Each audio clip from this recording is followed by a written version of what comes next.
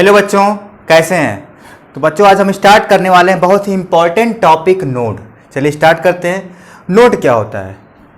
Node एक reason है जहां पे इलेक्ट्रॉन के पाए जाने की प्रोबेबिलिटी क्या हो, जीरो है।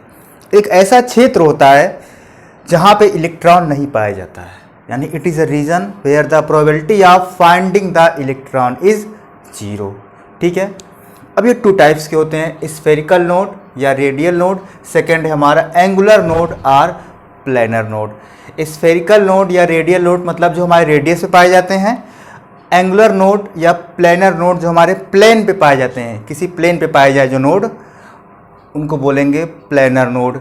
इनके लिए फार्मूला होता है n-l-1। इसके लिए फार्मूला है एंगुलर के लिए l। यहाँ पे n आपका प्रिंसिपल क्वांटम नंबर है, l आपका एजीमुथल क्वांटम नंबर है। वही सेम l यहाँ पे भी है, ये भी आपका क्या है, एजीमुथल क्वांटम नंबर है। अब टोटल नोड कैसे फाइंड होगा। टोटल नोड के लिए फार्मूला है n-1 डायरेक्ट, और रेडियल के लिए आपका ये रहा, प्लेनर के लिए ये रहा। अगर आपके टोटल कहा जाए तो आप इस फार्मूले को अप्लाई करेंगे। 3 फार्मूले हैं हमारे पास। अब चलिए क्या होता है ये सब, चलिए एक एक ऑर्बिटल पे आते हैं। अगर s ऑर्बिटल की बात की जाए, s ऑर्बिटल की बात की जाए तो s ऑर्बिटल का शेप स्फेरिकल होता है। कैसे स्फेरिकल होता है जरा इसको भी देख लीजिए। s ऑर्बिटल के लिए l की वैल्यू 0 होती है ना, नहीं याद है तो फार्मूला याद कर लीजिए। l की वैल्यू के लिए l अगर 0 है, 1 है, 2 है, 3 है, तो l की वैल्यू अगर 0 है तो मतलब s सबसेल है, 1 है तो मतलब p, 2 है तो मतलब d सबसेल की बात हो रही है, और 3 है तो मतलब f सबसेल की बात हो रही है। तो s के लिए l की वैल्यू क्या होती है, 0 होती है। अगर l की वैल्यू 0 है तो m की वैल्यू भी क्या होगी, 0 होगी। मैग्नेटिक क्वांटम नंबर है, magnetic quantum number azimuthal quantum number के थ्रू ही निकाला जाता है। अगर l की वैल्यू 0 है तो m की वैल्यू भी 0 होगी।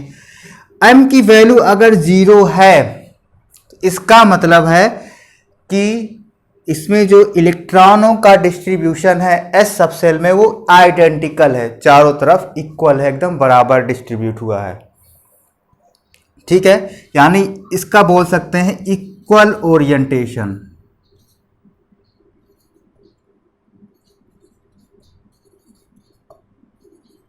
इक्वल ओरिएंटेशन है। अगर हम मान लीजिए इसमें x, y और z एक्सिस बना दें, ये x हो गया, ये z हो गया, ये y हो गया, तो तीनों एक्सिस पे इलेक्ट्रॉन के जो पाए जाने की प्रोबेबिलिटी है वो क्या हो जाएगी, इक्वल हो जाएगी, क्योंकि m की वैल्यू हमारी 0 आ रही है, यानी इक्वल ओरिएंटेशन है।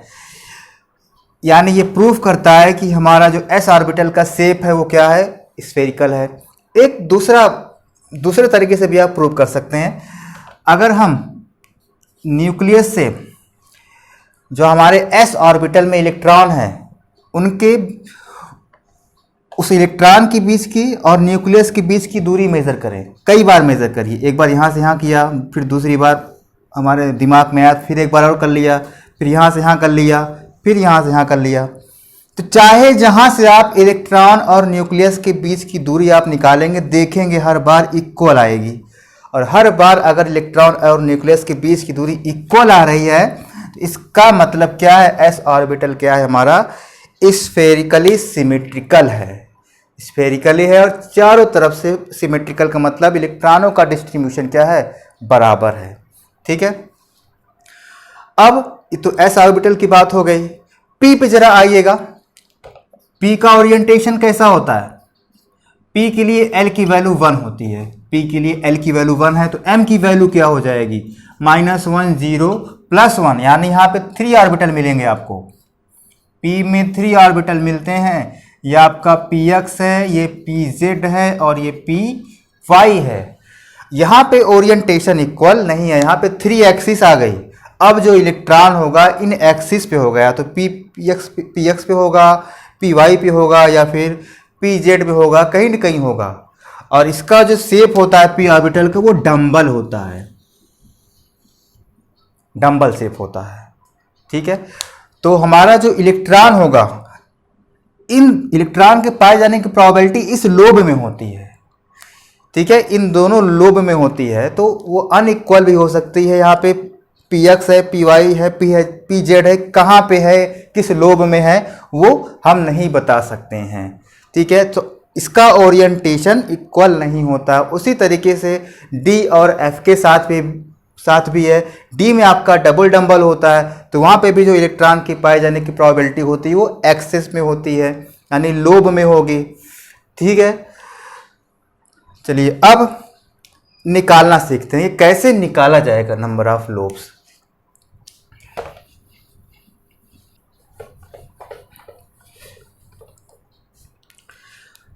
अगर कहा जाए 1s के लिए, एग्जाम्पल दिया गया 1s के लिए आप रेडियल नोड और एंगुलर नोड दोनों निकालिए। चलिए, तो रेडियल नोड के लिए फॉर्मूला है आपका रेडियल नोड और यहां पे है एंगुलर आर प्लेनर। ठीक है, इसके लिए फार्मूला है n-l-1। इसके लिए केवल फार्मूला है l, और टोटल नोड भी यहां पे देख लीजिए, टोटल नोड कैसे निकाला जाएगा। टोटल नोड के लिए सीधे n-1 ये फार्मूला है। ये n-1 कहां से मिला है हमको, इन दोनों को जोड़ लीजिए ना। टोटल नोड इक्वल टू होता है रेडियल नोड और एंगुलर नोड, जरा दोनों को जोड़िए, n-l-1 के बाद इसी में l जोड़िए आप, l से l कैंसिल, आया क्या n-1, यही आपका आया हुआ है टोटल नोड। ठीक है, अब चलिए 1s के लिए निकालिए 1s। अब इसके लिए n की वैल्यू कितनी होगी, n यहाँ पे 1 है, आगे 1 लिखा गया है, प्रिंसिपल क्वांटम नंबर 1। s के लिए l की वैल्यू कितनी होती है, 0 होती है, और फिर -1, तो कितना आया, इज इक्वल टू 0 ही तो आया। ठीक है, अब जरा एंगुलर नोड निकालिए। s के लिए l की वैल्यू क्या होगी, 0 ही होती है, 0 होगी।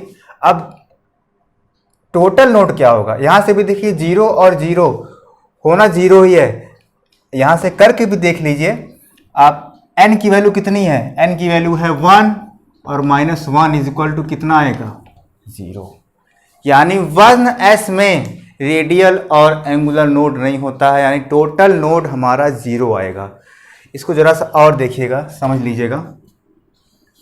ये मान लीजिए न्यूक्लियस है। अब न्यूक्लियस के पास जो सबसे नजदीक है इलेक्ट्रॉन डेंसिटी,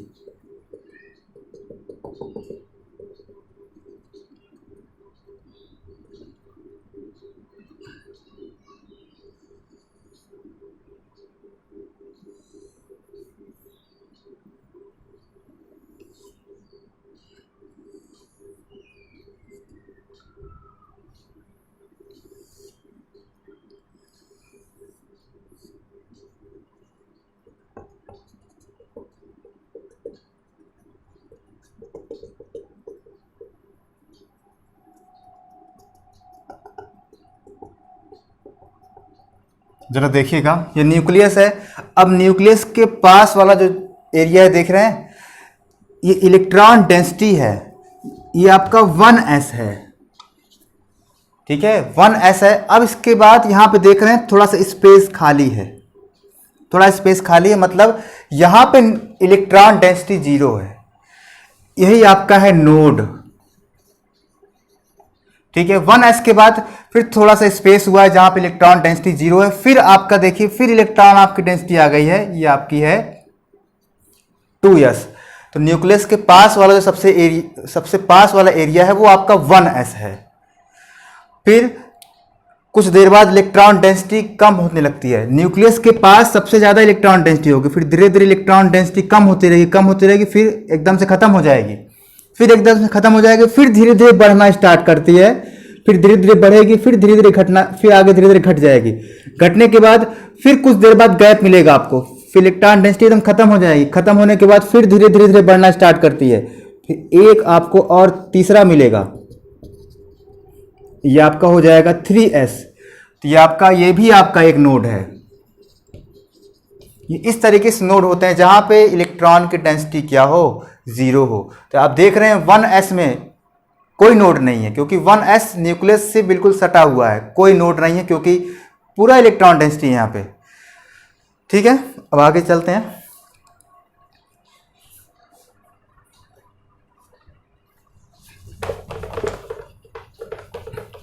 इसी तरीके से अगर कहा जाए 2s के लिए निकालिए, तो 2s के लिए फार्मूला अप्लाई करिए। n की वैल्यू 2 है, l की वैल्यू 0 रहेगी, फिर -1 कितना आएगा, 1 आएगा, इज इक्वल टू 1। यानी एक रेडियल नोड है, स्फेरिकल नोड एक था, अभी दिखाया था आपको। 1s के बाद दूसरा आएगा, 1s और 2s के बीच में स्पेस था, इलेक्ट्रॉन डेंसिटी 0 थी, तो वहाँ पे एक नोड आएगा।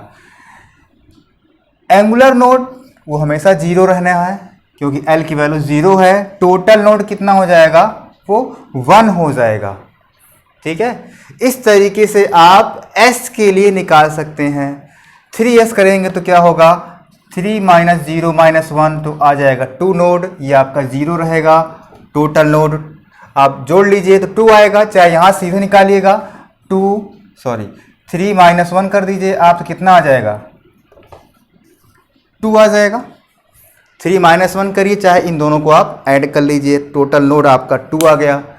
अब चलिए, तो S की बात हो गई, अब P पे आते हैं हम।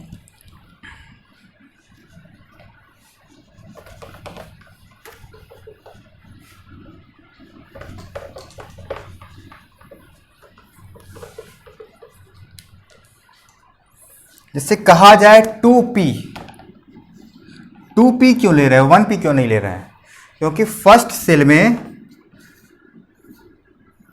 हमने 2p सीधे क्यों लिया। आप सोच सकते हैं 1p कहाँ गया, 1p होता ही नहीं है भाई, ये फर्स्ट सेल है, फर्स्ट सेल में केवल 1s होता है, सेकंड सेल में 2s और 2p होता है, थर्ड सेल में 3s 3p और 3d होता है, और फोर्थ सेल में 4s 4p 4d और 4f होता है।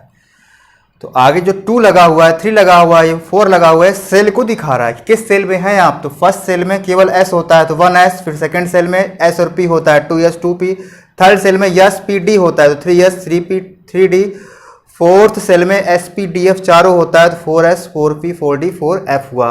इसीलिए हमने 2p से स्टार्ट किया है। चलिए 2p के लिए अप्लाई करिए। n की वैल्यू कितनी है, 2 है, l की वैल्यू p के लिए 1 होती है, और यहाँ पे माइनस फिर 1, तो कितना हो जाएगा, इज इक्वल टू 0।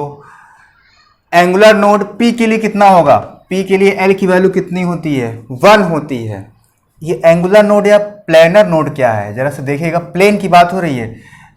ये p ऑर्बिटल है, p ऑर्बिटल में लोब होता है, तो इलेक्ट्रॉन जो पाया जाएगा या तो इसमें पाया जाएगा या तो इसमें पाया जाएगा, इसी में पाया जाएगा। यहाँ पे इलेक्ट्रॉन डेंसिटी क्या है, 0 है। यहाँ पे आप एक प्लेन पास कर सकते हो, ये इस तरीके से एक प्लेन है, इस प्लेन को आप यहाँ पे रख सकते हो। अब ये दोनों लोब इस प्लेन से पास हो जाएंगे, इस प्लेन को उठा करके इसके बीच में रख सकते हो, यानी यहाँ पे प्लेनर नोड भी बन रहा है। इस प्लेन पे भी इलेक्ट्रॉन नहीं पाया जाएगा। इस प्लेन की बात हो रही है, एक सरफेस लीजिएगा, प्लेन लीजिएगा, यहाँ पे बीच में आप लगा दीजिएगा। ठीक है, इसी तरीके से 3p लीजिएगा, 3p में 3 - 1 कितना होगा, यहाँ पे आएगा 1, एक होगा। अब यहाँ एंगुलर नोड दिखाइएगा, एंगुलर नोड हमारा 1 ही होगा। अब टोटल नोड दोनों में निकाल लीजिए, आप जोड़ लेंगे तो कितना आ रहा है, 1 आ रहा है, आना ही 1 ही है, यार निकाल के देख लीजिए। n की वैल्यू कितनी है, 2 है, 2 - 1 तब भी करेंगे, कितना आएगा, 1 आएगा। यहाँ पे निकालिएगा, 3p में टोटल नोड 1 और 1 कितना होगा, 2 होगा। यहाँ फार्मूले से निकालेंगे तो 3 - 1 तब भी 2 आएगा। 3p के लिए निकाल के देख सकते हैं आप, सॉरी 3p हो गया। 4p के लिए तो 4 - 1 - 1 आपको कितना आएगा, 2 आएगा। ठीक है, यहाँ पे 1 ही आएगा। टोटल नोड कितना हो जाएगा, 3। फार्मूले से भी निकाल सकते हैं, 4 - 1 इक्वल टू क्या आएगा, 3 आएगा। ठीक है, अब ये तो थी p की बात। इसी तरीके से आप d के लिए भी निकाल सकते हैं, कोई प्रॉब्लम नहीं है इसमें।